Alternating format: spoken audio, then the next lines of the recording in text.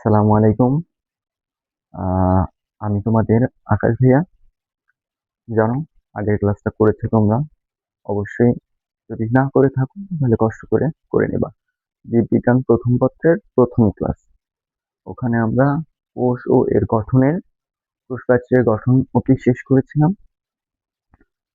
দেন আজকে শুরু করব তারপরের টপিকসটা দিয়ে, প্রোটোপ্লাস্ট। এই প্রোটোপ্লাস্টটা কি? প্রথমে আমাদের জানতে হবে প্রোটোপ্লাস্টটা কি। কোষ প্রাচীর দ্বারা বেষ্টিত যাবতীয় পদার্থকে প্রোটোপ্লাস্ট বলে। কি? কোষ প্রাচীর দ্বারা বেষ্টিত যাবতীয় পদার্থকে প্রোটোপ্লাস্ট বলে। এই প্রোটোপ্লাস্টকে দুভাগে বিভক্ত করা যায়। একটা হচ্ছে সজীব প্রোটোপ্লাজম, আর একটা হচ্ছে নিচি বা অপ্রোটোপ্লাজমীয় উপাদান। যদিও প্রকারভেদ দুটা লাগে না। এখন আমরা জানবো যে প্রোটোপ্লাজমটা কি। কোষের অভ্যন্তরে, কিসের অভ্যন্তরে? কোষের অভ্যন্তরে অর্ধতরল, আঠালো, জেলির ন্যায় থকথকে, জটিল সজীব পদার্থকে প্রোটোপ্লাজম বলে। এই প্রোটোপ্লাজম শব্দটি প্রথম ব্যবহার করেন বিজ্ঞানী পার্কিনসন। প্রোটোপ্লাজমে প্রায় 70 থেকে 90% পানি থাকে। এই প্রোটোপ্লাজমকে জীবনের ভৌত ভিত্তি বলেন ডিকিং হ্যাকসন। এখন অনেক সময় অনুধাবনে আসে প্রোটোপ্লাজমকে জীবনের ভৌত ভিত্তি কেন বলা হয়। প্রথমে আমরা প্রোটোপ্লাজমের সংজ্ঞাটা দেব। প্রথমে আমরা কি করব? প্রোটোপ্লাজমের সংজ্ঞাটা দেব। কোষের অভ্যন্তরে অর্ধতরল, আঠালো, জেলির ন্যায় থকথকে, জটিল সজীব পদার্থকে প্রোটোপ্লাজম বলে।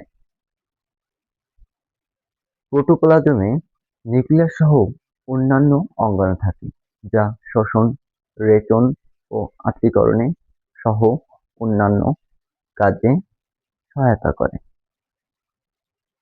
প্রোটোপ্লাজমের বৈশিষ্ট্য, জীবের বৈশিষ্ট্য।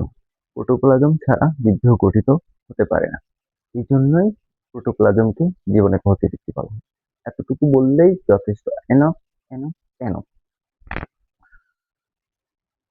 আমিও যখন এইচএসসি দিয়েছি, তখন আমার টিচার এটাই বলতো যে আগে আমি কি বলছি এটা শোনো, মনোযোগ দিয়ে শোনো। যদি না বুঝো তাহলে জিজ্ঞাসা করবা, বলার শোনার পর তারপর নিজে বলার চেষ্টা করো, তারপর নিজে বলে দাও।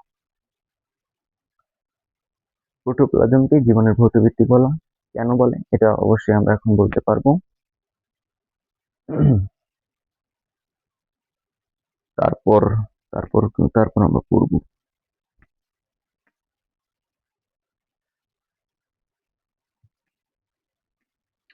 তারপরে যে টপিকটা আছে সেটা হচ্ছে সাইক্লোসিস বা আবর্তন।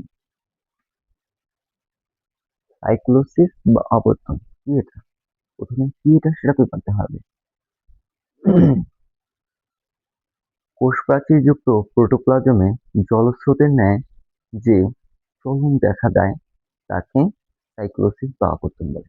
এই সাইক্লোসিস বা আবর্তন দু প্রকার। এটা হচ্ছে একমুখী আবর্তন বা একমুখী সাইক্লোসিস, আর এটা হচ্ছে বহুমুখী আবর্তন বা বহুমুখী সাইক্লোসিস। আমরা জানলাম যে সাইক্লোসিস বা আবর্তন দু প্রকার, একটি হচ্ছে একমুখী আবর্তন আর একটি হচ্ছে বহুমুখী আবর্তন। এখন জানবো যে একমুখী আবর্তনটা আসলে কি। যে চলনে প্রোটোপ্লাজম একটি গহ্বরকে কেন্দ্র করে কোষপ্রাচীরের পাশ দিয়ে নির্দিষ্ট দিকে ঘুরতে থাকে তাকে একমুখী আবর্তন বলে। যেমন হলো পাতাজাতির কোষস্থ প্রোটোপ্লাজমের চলন। এটা উদাহরণটা মাস্ট মনে রাখবা। উদাহরণটা জরুরি, এমসিকিউ আসবে। এবং বহুমুখী আবর্তন, যে চলনে প্রোটোপ্লাজম অনেকগুলো গহ্বরকে কেন্দ্র করে বিভিন্ন দিকে অনিয়মিতভাবে ঘুরতে থাকে তাকে বহুমুখী আবর্তন বলে। যেমন ট্রাইডেস্কেন্ডিয়ার কোষস্থ প্রোটোপ্লাজমের চলন। এখন আমরা সংক্ষিপ্ত করে জানবো যে unit membrane. Unit membrane, unit membrane, unit membrane. বিজ্ঞানী রবার্টসন 1959 সালে ইউনিট মেমব্রেনের মতবাদ ব্যক্ত করেন। তার মতে সব বায়োলজিক্যাল মেমব্রেনের আণবিক গঠন একই প্রকার, অর্থাৎ ফসফোলিপিড বাইলেয়ার দ্বারা গঠিত, যার স্থানে স্থানে গঠিত প্রোটিন থাকে। স্থানে স্থানে গঠিত প্রোটিন সহ ফসফোলিপিড বাইলেয়ারকে কখনো কখনো ইউনিট মেমব্রেন বলা হয়। এখন আমরা এই যে তোমরা দেখতেই পাচ্ছ যে আমি একটা চিত্র আঁকায় রাখছি, এটা হচ্ছে ফ্লুইড মোজাইক মডেল। সবগুলো বিভিন্ন মডেলের মধ্যে গ্রহণযোগ্য মডেল হচ্ছে ফ্লুইড মোজাইক মডেলটা। এটা সিকিউর আসে, গ নাম্বারে আসে। তোমরা কি একটু বই চিত্রটা দেখে একটু ঘাবড়ে যাও, এই যে এই সিম্পল চিত্রটা যদি এঁকে দাও কোনো সমস্যা হবে না। এই চিত্রটাই তোমরা দিতে পারবা, কোনো সমস্যা নেই। আজকে মেনলি আমি এটা নিয়ে আলোচনা করব। তার আগে স্যান্ডউইচ মডেলটা কি এটা একটু বলে দিব। কোচঝিল্লির ভৌত গঠন ব্যাখ্যা করতে গিয়ে বিজ্ঞানী ডেনিলে এবং ড্যাপসন স্যান্ডউইচ মডেলের প্রস্তাব ব্যক্ত করেন। স্যান্ডউইচ মডেলের প্রস্তাব দেন যার উপরে এবং নিচের স্তরে প্রোটিন আছে এবং মাঝের স্তরে লিপিড সমৃদ্ধ। আমরা যেহেতু আজকে এই যে ফ্লুইড মোজাইক মডেলটা পড়বো, আমি চিত্রটা আগে আঁকাই দিছি যাতে বেশি সময় ওয়েস্ট না হয়। তোমরা বইয়ের চিত্রটা অনেকে আঁকতে গিয়ে হিমশিম খাও, কিন্তু আমি যে চিত্রটা দিচ্ছি এই চিত্রটা আঁকলে তোমরা আশা করছি ফুল মার্কস পাবা, কোনো সমস্যা নেই। ভাইয়া একটু মনোযোগ দিয়ে আমার কথাগুলো শোনো। শোনো, লিখতেও হবে না, নষ্ট করতে হবে না। কমেন্ট বক্সে আমি নোটস দিয়ে দেবো, ওখান থেকে তুলে নিতে পারো। আগে মনোযোগ দিয়ে শুনো, বুঝো, তারপরে চিত্রটা একটু দেখো। চিত্রটা আমি বলি, এই দেখো চিত্রটা খুব সুন্দর করে, খুব সহজ করে আঁকা আছে। এটা হচ্ছে এই যে বড় দেখতে পাচ্ছ, প্রোটিনের উভয় স্তর জুড়ে বিদ্যমান, এটি হচ্ছে আন্তঃঝিল্লীয় প্রোটিন বা ইন্টিগ্রাল প্রোটিন। যে চেইনের মতো দেখতে পাচ্ছ, এটা হচ্ছে গ্যালাইকোপ্রোটিন। এটাও সেম, এই যে একটি চিহ্ন দিয়ে দিই, এই যে এক পাশে আংশিক যুক্ত, এটা হচ্ছে অন্তর্নিহিত প্রোটিন। এই যে আলতো ভাবে এক পাশে যুক্ত, এটা হচ্ছে প্রান্তীয় প্রোটিন বা প্যারিফেরাল প্রোটিন। এই যে এটা দেখতেছো, এটা হচ্ছে কোলেস্টেরল অণু। এটা না, এটা না, এটা কিছু না। চিহ্নিত এতটুকু চিহ্নিত করলে জাস্ট এনাফ। এনাফ। তোমরা একটু চিত্রটা দেখো, আমি চিত্রটা মুছে দেবো, তারপর আমরা ব্যাখ্যায় যাব। এখন আমরা ব্যাখ্যায় যাব।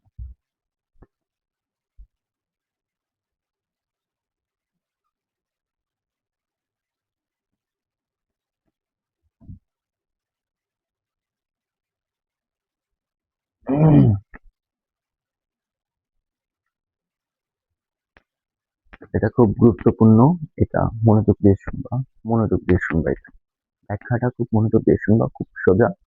একবার শুনলে আশা করছি আর পরে ভুল হবে না।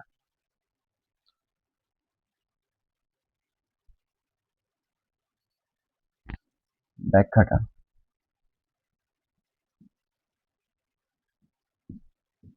সিঙ্গার ও নিকোল নিকোলসনের মতে কোচঝিল্লি দুই স্তর বিশিষ্ট, যা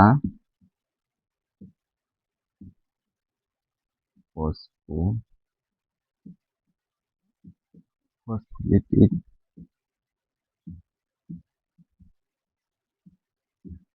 দ্বারা গঠিত। সিঙ্গার ও নিকোলসনের মতে কোচঝিল্লি দুই স্তর বিশিষ্ট, যা ফসফোলিপিড দ্বারা গঠিত, যার এক প্রান্ত যার এক প্রান্তকে যার প্রত্যেকটি স্তর দুই প্রান্ত বিশিষ্ট, যার এক প্রান্ত পানি আকর্ষী এবং অন্য প্রান্ত পানি বিকর্ষী, যার প্রত্যেকটি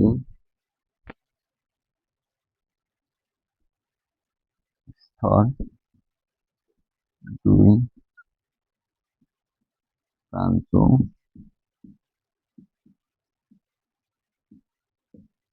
বিশিষ্ট, যার যার এক প্রান্ত পানি আকর্ষী এবং অন্য প্রান্ত পানি বিকর্ষী। পানি আকর্ষী অংশটা হচ্ছে মস্তক আর পানি বিকর্ষী অংশটা হচ্ছে লেজ। যার এক প্রান্ত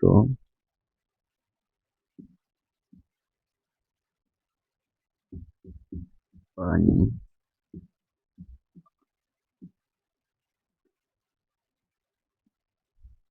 পানি আকর্ষী এবং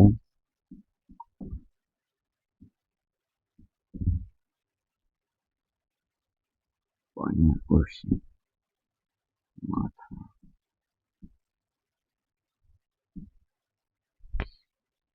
এবং অন্য প্রান্ত পানি বিকর্ষী লেজ। তাহলে আমরা বলবো যে ফ্লুইড মোজাইক মডেলের ব্যাখ্যা শুরুতে বলবো সিঙ্গার এবং নিকলসনের মতে কোষঝিল্লি দুই স্তর বিশিষ্ট, যা ফসফোলিপিড বাইলেয়ার দ্বারা গঠিত। প্রত্যেকটি স্তর দুই প্রান্ত বিশিষ্ট, যার এক প্রান্ত পানি আকর্ষী, যেটা মাথা, পানি আকর্ষী অংশটা হচ্ছে মাথা, আর যার অন্য প্রান্ত পানি বিকর্ষী, এই অংশটা হচ্ছে লেজ। ফসফোলিপিডের ফসফোলিপিডের স্থানে স্থানে কিছু কোলেস্টেরল অণু থাকে। চিত্রতে তোমরা দেখেছো ফসফোলিপিডের স্থানে স্থানে কিছু কোলেস্টেরল অণু থাকে।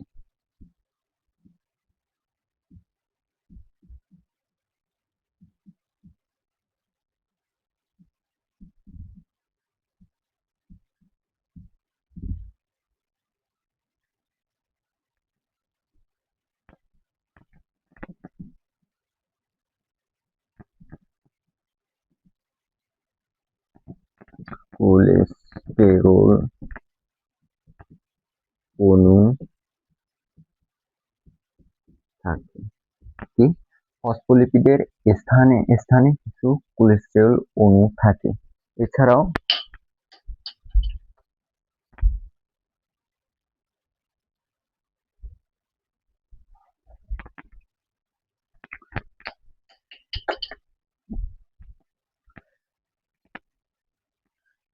ফসফোলিপিডে 3 ধরনের প্রোটিন দেখা যায়।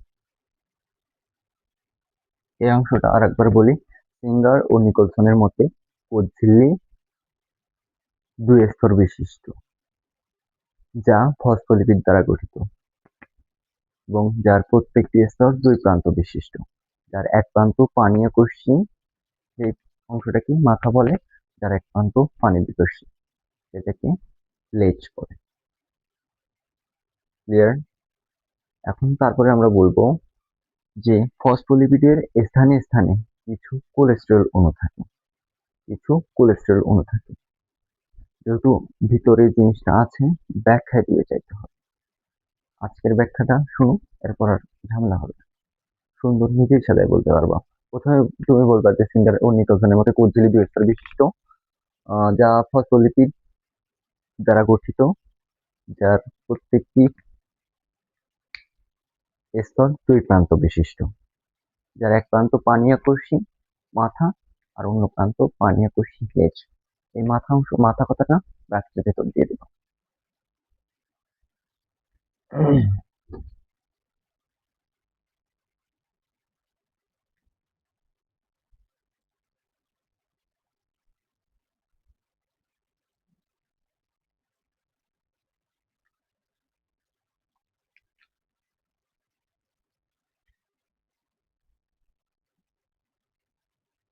এছাড়াও ফসফোলিপিডে ৩ ধরনের প্রোটিন দেখা যায়। এছাড়াও ফসফোলিপিডে ৩ ধরনের প্রোটিন দেখা যায়।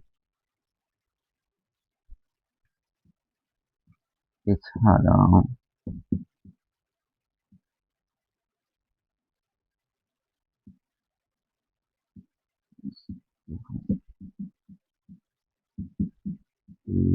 লিপিডে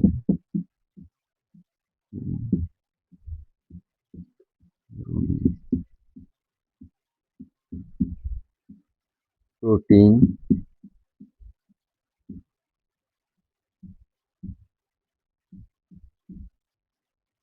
দেখা যায়। এখন এই প্রোটিন তিনটার ব্যাখ্যাটা আমরা দেব।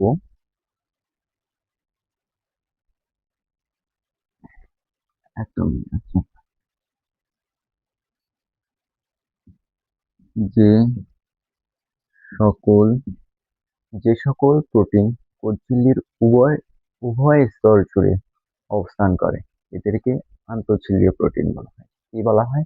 যে সকল প্রোটিন কোষঝিল্লির উভয় স্তর জুড়ে অবস্থান করে এদেরকে আন্তঃঝিল্লীয় প্রোটিন বলা হয়।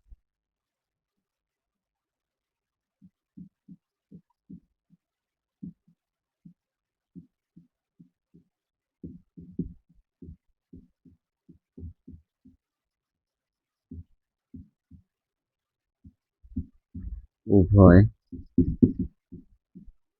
স্তর জুড়ে অবস্থান করে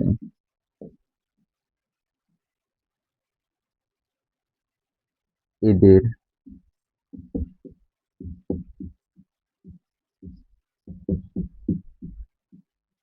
আন্তঃঝিল্লীয়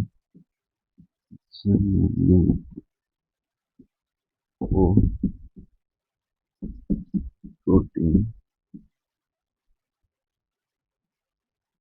বলা হয়।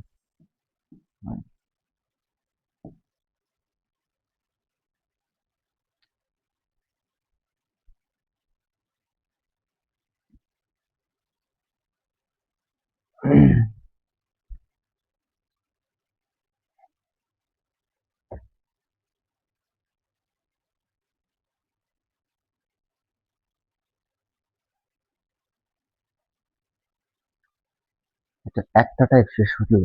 ৩ ধরনের প্রোটিন দেখা যায়, তার মধ্যে একটা টাইপ শেষ করলাম। একটা টাইপ কি? এটা যে যে সকল প্রোটিন কোষঝিল্লির উভয় স্তর জুড়ে অবস্থান করে তাদেরকে আন্তঃঝিল্লীয় প্রোটিন বলা হয়।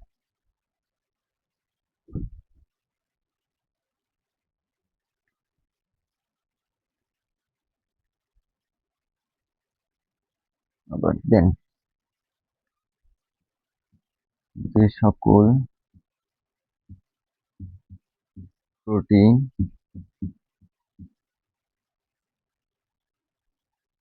সকল প্রোটিন ফসফোলিপিডে আংশিকভাবে নিমজ্জিত থাকে তাদের অন্তর্নিহিত প্রোটিন বা লিপিড সমৃদ্ধ প্রোটিন বলা হয়।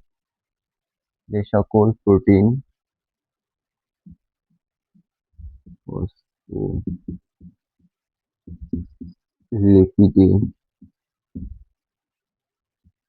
ফসফোলিপিডে আংশিকভাবে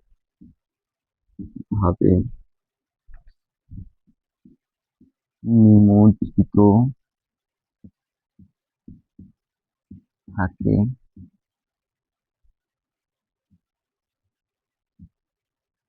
তাদের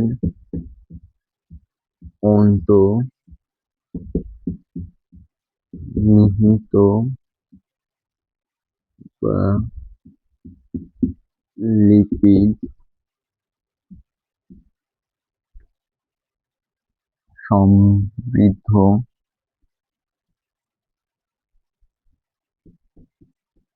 প্রোটিন বলে।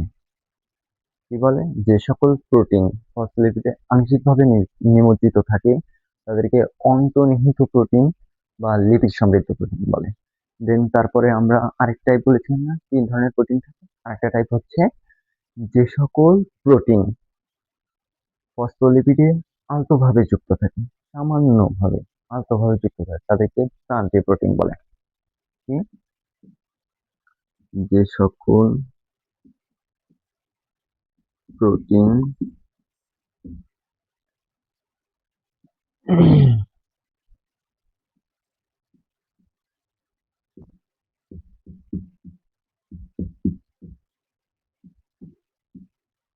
এর এক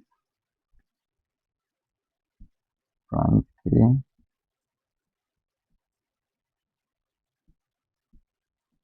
আলতোভাবে যুক্ত থাকে তাদের প্রান্তীয়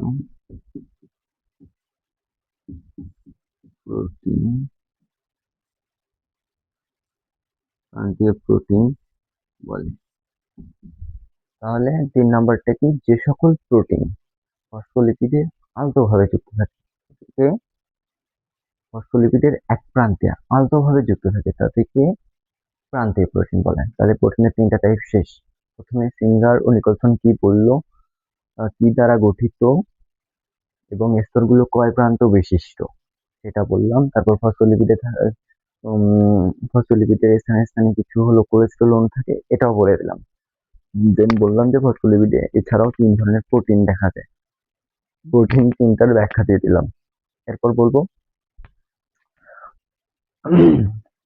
ফসফোলিপিডে 2 ধরনের কার্বোহাইড্রেট শিকল দেখা যায়। এরপর কি বলবো? ফসফোলিপিডে 2 ধরনের কার্বোহাইড্রেট শিকল দেখা যায়।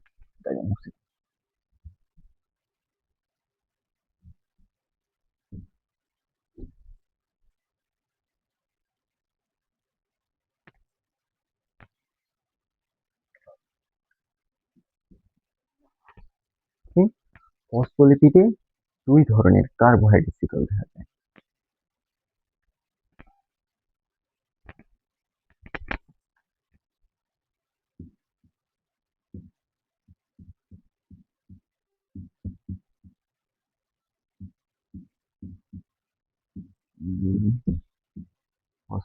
ফসফোলিপিডে 2 ধরনের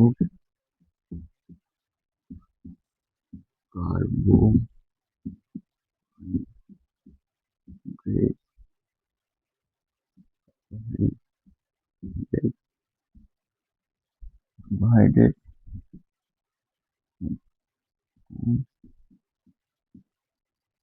দেখা যায়। এদের মধ্যে কিছু কার্বোহাইড্রেট শিকল প্রোটিনের সাথে যুক্ত হয়ে গ্লাইকোপ্রোটিন গঠন করে। এদের মধ্যে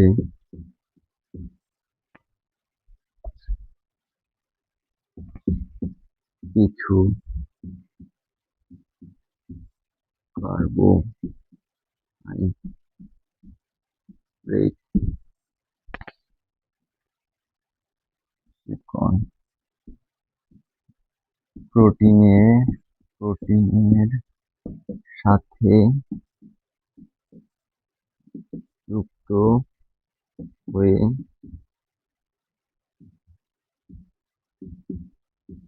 গ্লাইকোপ্রোটিন গঠন করে। আবার আবার কিছু কার্বোহাইড্রেট শিকল লিপিডের সঙ্গে যুক্ত হয়ে গ্লাইকোলিপিড গঠন করে।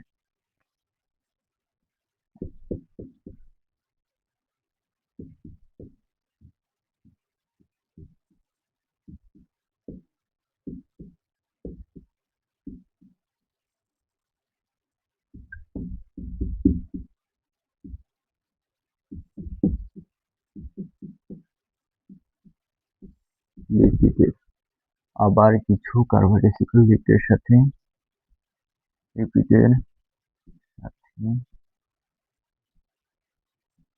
যুক্ত হয়ে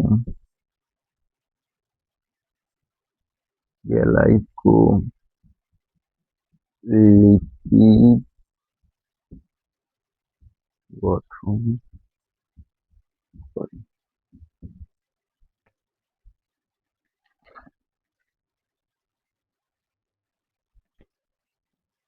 তাহলে আমরা ওই টাইপের পর বললাম যে ফসফোলিপিডে দুই ধরনের কার্বোহাইড্রেট শিকল বিদ্যমান। এদের মধ্যে কিছু কার্বোহাইড্রেট শিকল প্রোটিনের সাথে যুক্ত হয়ে গ্লাইকোপ্রোটিন গঠন করে, আবার কিছু কার্বোহাইড্রেট শিকল লিপিডের সাথে যুক্ত হয়ে গ্লাইকোলিপিড গঠন করে।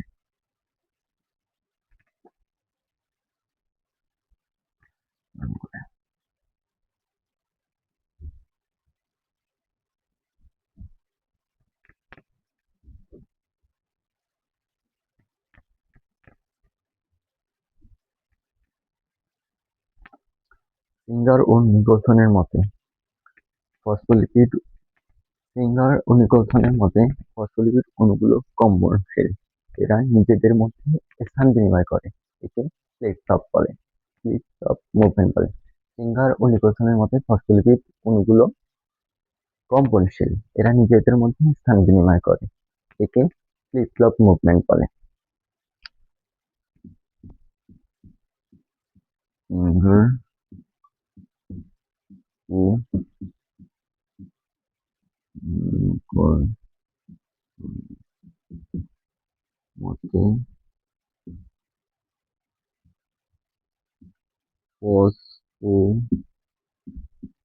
মতে ফসফোলিপিড অণুগুলো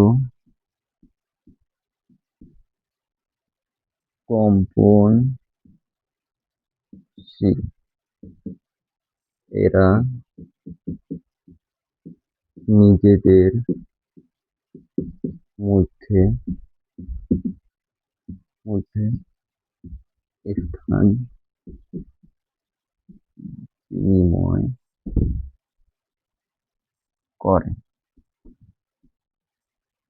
একে প্লেটফ্লপ মুভমেন্ট বলে।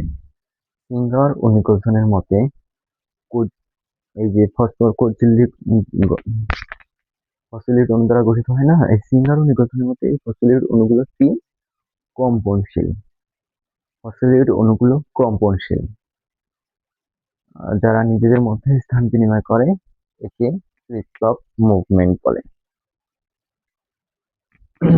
উপর থেকে দেখলে একে মোজাইকের মতো দেখা যায়, তাই একে ফ্লুইড মোজাইক মডেল বলা হয়। উপর থেকে দেখলে একে মোজাইকের মতো দেখা যায়, তাই একে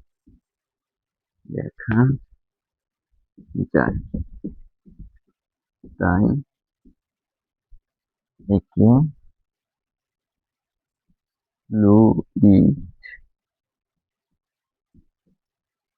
মোজাইক মডেল বলে। কি বলে?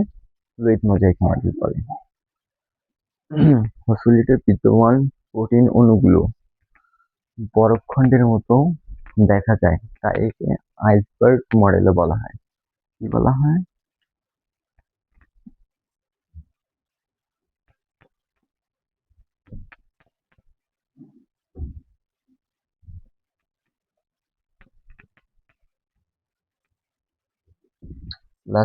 লাস্ট লাইন হবে, কিন্তু এই ফ্লুইড মোজাইক মডেলকে কিন্তু আইসবার্গ মডেল বলা হয়। কেন বলা হয়?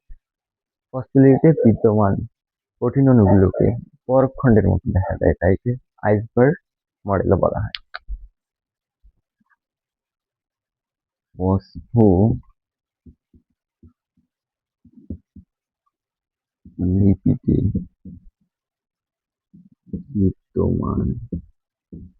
ফসফোলিপিডে বিদ্যমান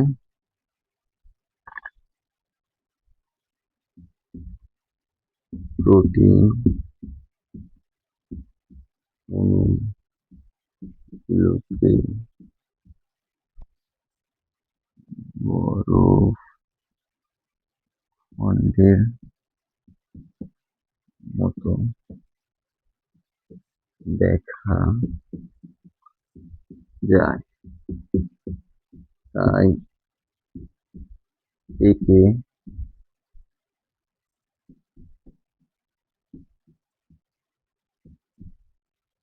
একে আইসবার্গ মডেল ও বলা হয়। যারা সিকিউ বুঝবে, ভালো করে পড়বে, তারা সবটা পারবে। এখন 10 আমি এখন বলছি, আবার পুরোটা বলছি, সমস্যা নেই, শোনো। আগে আমার টিচার তো এভাবেই আমাকে পড়াইছে, আগে মনোযোগ দিয়ে শোনো। আমি প্রয়োজনে একবার, দুইবার, তিনবার বলবো, সমস্যা নেই। তোমরা মনোযোগ দিয়ে শুধু শুনবা আর ক্লাসটা দেখবা। নোটস করার দরকার নেই, কমেন্ট বক্সে নোটস পেয়ে যাবা। তাই আমরা প্রিজমেটিক মডেলটা একবার সাজায় পড়ি আমি, তোমরা শুধু মনোযোগ দিয়ে শুনে দাও। সিঙ্গার ও নিকলসনের মতে কোড ঝিল্লি 6 স্তর বিশিষ্ট, 2 স্তর বিশিষ্ট, যা ফসফোলিপিড দ্বারা গঠিত, যার প্রত্যেকটি স্তর 2 প্রান্ত বিশিষ্ট, যার এক প্রান্ত পানি আকর্ষী এবং অন্য প্রান্ত পানি বিকর্ষী। পানি আকর্ষী অংশটাকে লেজ বলে আর পানি বিকর্ষী অংশটাকে পানি আকর্ষী অংশটাকে মাথা বলে আর পানি বিকর্ষী অংশটা লেজ। তারপর বলবো ফসফোলিপিডের স্থানে স্থানে কিছু কোলেস্টেরল অণু দেখা যায়। এছাড়াও ফসফোলিপিডে 3 ধরনের প্রোটিন অণু দেখা যায়। এদের মধ্যে যে সকল প্রোটিন কোষঝিল্লির উভয় স্তর জুড়ে অবস্থান করে তাদেরকে আন্তঃঝিল্লীয় প্রোটিন বলা হয়। আর যে সকল প্রোটিন ফসফোলিপিডের আংশিকভাবে নিমজ্জিত থাকে তাদেরকে অন্তর্নিহিত প্রোটিন বা লিপিড সমৃদ্ধ প্রোটিন বলা হয়। 3 নাম্বার যেটা আছে, যে সকল প্রোটিন ফসফোলিপিডের এক প্রান্তে আন্তঃভাবে যুক্ত থাকে তাদেরকে প্রান্তীয় প্রোটিন বলা হয়। এখন বলবো কোষঝিল্লিতে দুই ধরনের কার্বোহাইড্রেট শিকল বিদ্যমান। এর মধ্যে কিছু কার্বোহাইড্রেট শিকল প্রোটিনের সাথে যুক্ত হয়ে কি গঠন করে? গ্যালাইকোপ্রোটিন যৌগ গঠন করে। আবার কিছু কার্বোহাইড্রেট শিকল লিপিডের সঙ্গে যুক্ত হয়ে গ্যালাইকোলিপিড যৌগ গঠন করে। এখন তারপর বলবো সিঙ্গার ও নিকলসনের মতে ফসফরিক অণুগুলো কি কম্পনশীল, এরা নিজেদের মধ্যে স্থান বিনিময় করে, একে অপরের মধ্যে স্থান বিনিময় করে, একে ফ্লিপস অফ মুভমেন্ট বলে। ওপর থেকে দেখলে এই মডেলটাকে মোজাইকের মতো দেখা যায়, তাই ফ্লুইড মোজাইক মডেল বলা হয়।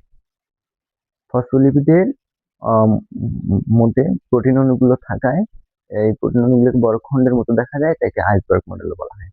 এখানে এটা লেখা শেষ। এতটুকু বললে তুমি মাস্ট পায়ে যাবা। এর মধ্যে যতগুলা এমসিকিউ ছিল, আশা করি তোমার আর কেউ আটকাতে পারবে না। বইটা যদি একবার পড়ো তাহলে সিকিউ তো আটকা হয় না। এমসিকিউ যদি কোনো প্রবলেম থাকে এখান থেকে যদি কোনো এমসিকিউ আসে, তোমাকে কেউ আটকাতে পারবে না। মোজাইক মডেলের গঠন ব্যাখ্যা করা শেষ করলাম। চিত্রটাও দিয়েছে, আর কমেন্ট বক্সে দিয়ে দেবো চিত্রটা, তোমরা সুন্দর করে আঁকে রাখবা। বইটা যদি তোমাদের আঁকতে পারো তো ভালো, যদি না আঁকতে পারো তাহলে আমি যে চিত্রটা দিয়েছি এই চিত্রটা আঁকলেই কিন্তু হয়ে যাবে। এই চিত্রটা অনেক সিম্পল এবং সোজা করে আঁকা আছে, একবার দেখে দেখে আঁকবো, একবার প্র্যাকটিস করবো, হয়ে যাবে। আমরা এই ফ্লুইড মিউজিক পড়ার আগে একটা জিনিস মিস্টেক করে আসছিলাম, সেটা হচ্ছে প্লাজমা মেমব্রেন বা কোষ ঝিল্লি, এই অংশটা কি এটা বলি না।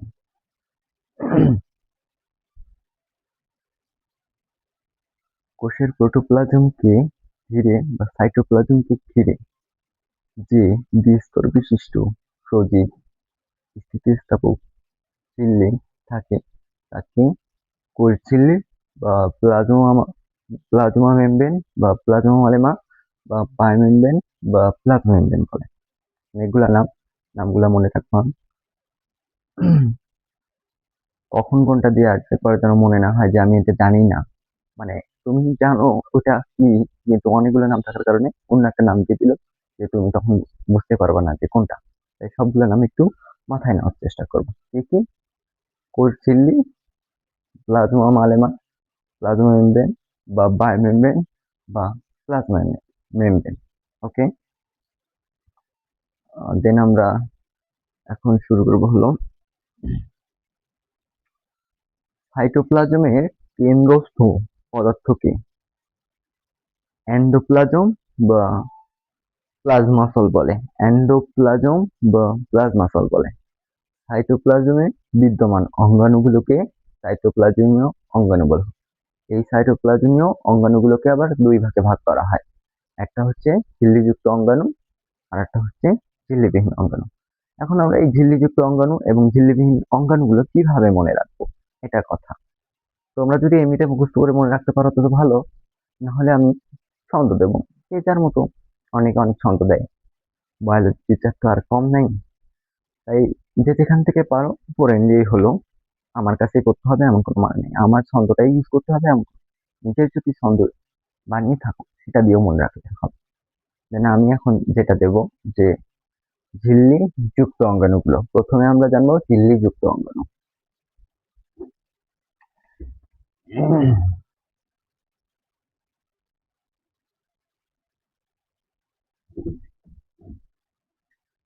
ঝিল্লি যুক্ত অঙ্গাণুগুলো কি কি এটা আমরা জানবো।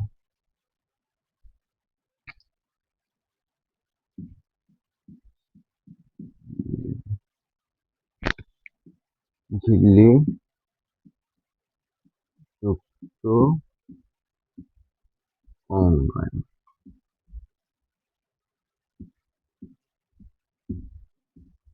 এখন ছন্দটা কি হবে? ওলার মা গরু অ্যান্ড ভেড়া খায়। এমনি অর্থ বুঝতে চাই না, এটা একটা ছন্দ। আমি আমার টিচার আমাকে পড়িয়েছে, আমি তোমাদের সেই ছন্দই দিচ্ছি যাতে তোমাদেরও পড়তে সুবিধা হয়, কারণ এই ছন্দ দিয়ে আমি পড়ে আসছি আর আমার এখনো মনে আছে। ঝিল্লিযুক্ত অঙ্গাণু, ওলার মা গরু and ভেড়া খায়, তাই তো? ওলার মা গরু and ভেড়া খায়, এটা হচ্ছে ঝিল্লিযুক্ত অঙ্গাণু। দেখো এখন এই যে পদি প্লাস্টিক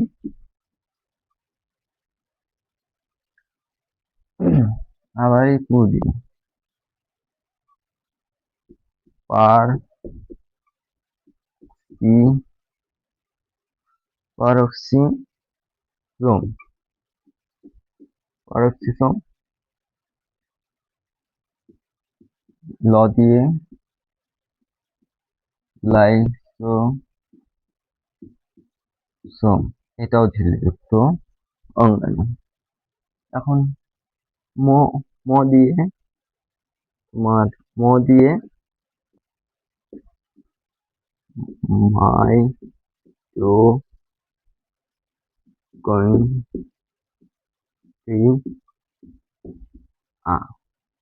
ম দিয়ে কি?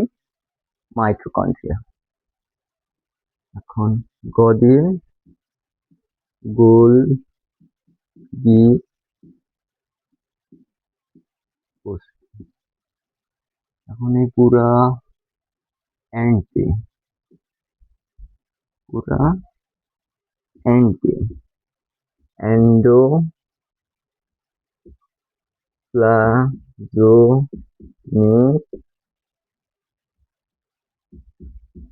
Reticulum, endoplasmic reticulum. এখন ভ দিয়ে তোমার হলো ভেসিকন বা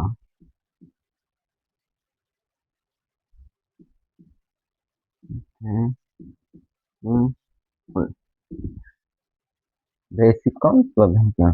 তাহলে আমরা কি বললাম? ঝিল্লিযুক্ত অঙ্গাণুগুলো কি জানলাম যে আসলে টিকটা কি, কথাটা কি? ছন্দের মাধ্যমে। পোলার মা গরু অ্যান্ড ভেড়া খায়। প দিয়ে প্লাস্টিক পার্কসিজম, ল দিয়ে লাইসোসোম, প্রশ্ন দিয়ে কিছু নাই। মা দিয়ে মাইটোকন্ড্রিয়া, গরুর গ দিয়ে গোলজি বস্তু, দেন অ্যান্ড দিয়ে এন্ডোপ্লাজমিক রেটিকুলাম। তারপর হচ্ছে ভেড়া দিয়ে ভেসিকল ভেহিক্যাল। খ দিয়ে খায় দিয়ে কিছু নাই। আশা করি তোমাদের আজকের পর আর এই ঝিল্লিযুক্ত অঙ্গাণু নিয়ে কোনো সমস্যা হবে না। এখন দেন ধরো ঝিল্লিযুক্ত অঙ্গাণু তুমি পড়ে ফেলেছো, এখন তুমি ঝিল্লিবিহীন অঙ্গাণুগুলো যদি নাও জানো, এমসিকিউ যদি আসে যে কোনটা ঝিল্লিযুক্ত অঙ্গাণু, তাহলে তুমি অ্যান্সার করে দিতে পারবো, কারণ ওখানে 3টা অপশনই থাকবে হলো ঝিল্লিবিহীন, একটা থাকবে ঝিল্লিযুক্ত। যদি ঝিল্লিযুক্ত অঙ্গাণু চাই, একটাই থাকবে ঝিল্লিযুক্ত। তুমি বুঝতেই পারবা, কারণ তুমি এই পোলার মা গরু অ্যান্ড ভেড়া খাই ছন্দের মাধ্যমে সব কয়টাই মনে রাখছো। এখন আমরা জানবো জেনি, এভাবে বললে তো হবে না। আমরা জানি, কেন জানবো না, সময় যেহেতু আছে। এসএসসি 27, সাবধান হও, সময় যেহেতু আছে পড়ে নাও, কাজে লাগবে, কাজে লাগবে। পরীক্ষার হলে গিয়ে আফসোস করিও না, ইস পড়ে যদি আসতাম। দেন আমরা এখন কি করবো, ঝিল্লিবিহীন অঙ্গাণুটা পড়বো।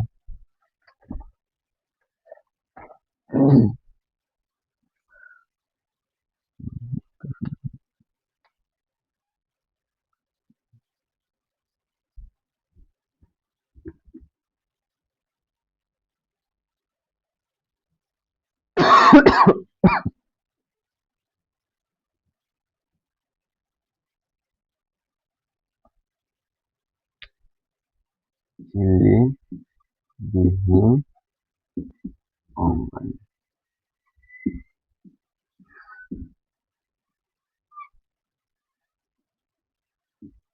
ইন্টার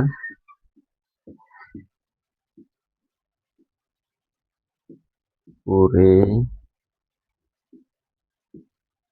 মাসে,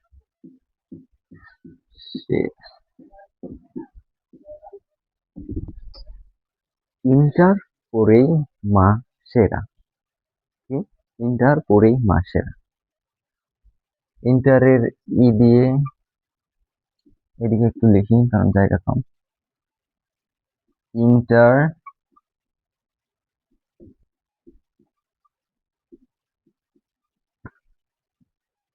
ইন্টারমিডিয়েট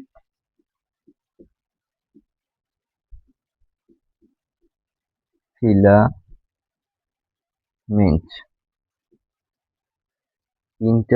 ইন্টারে ই দিয়ে ইন্টারমিডিয়েট ফিলামেন্ট। প দিয়ে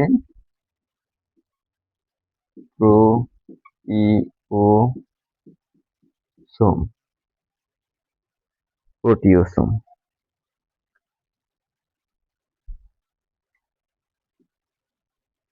ম দিয়ে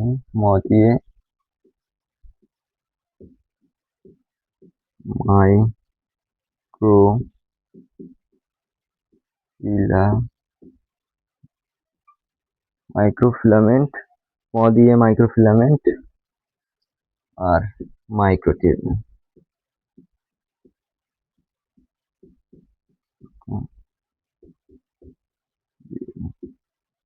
মাইক্রোটিউবিউল। র দিয়ে রাইবোসোম আর দন্তের স দিয়ে সেন্ট্রোসোম।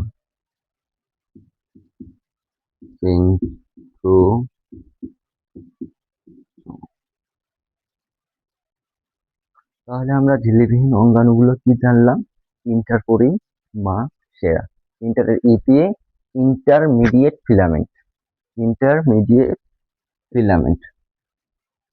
পরেই পরে পরেই প দিয়ে প্রোটিওসোম। ম দিয়ে মাইক্রো ফিলামেন্ট বা মাইক্রোটিউবিউল। দন্তের স দিয়ে সেন্ট্রোসোম আর বয়সীয় দিয়ে রাইবোসোম। রাইবোসোম ঝিল্লিবিহীন অঙ্গাণু। আশা করছি তোমাদের ঝিল্লিযুক্ত অঙ্গাণু এবং ঝিল্লিবিহীন অঙ্গাণু নিয়ে আর কোনো সমস্যা হবে না, কারণ আজকে এই তুমি যদি ট্রিকটা খাটিয়ে মনে রাখতে পারো, যে কোনো জায়গায় মনে করবা, বসে আছো এক জায়গায়, তুমি মনে করলা যে আসলে ঝিল্লি যুক্ত অঙ্গাণুটা কি, ঝিল্লি বিহীন অঙ্গাণুটা কি, একটু মনে করি, ভাইয়া তো ট্রিক্স বলে দিয়েছিল।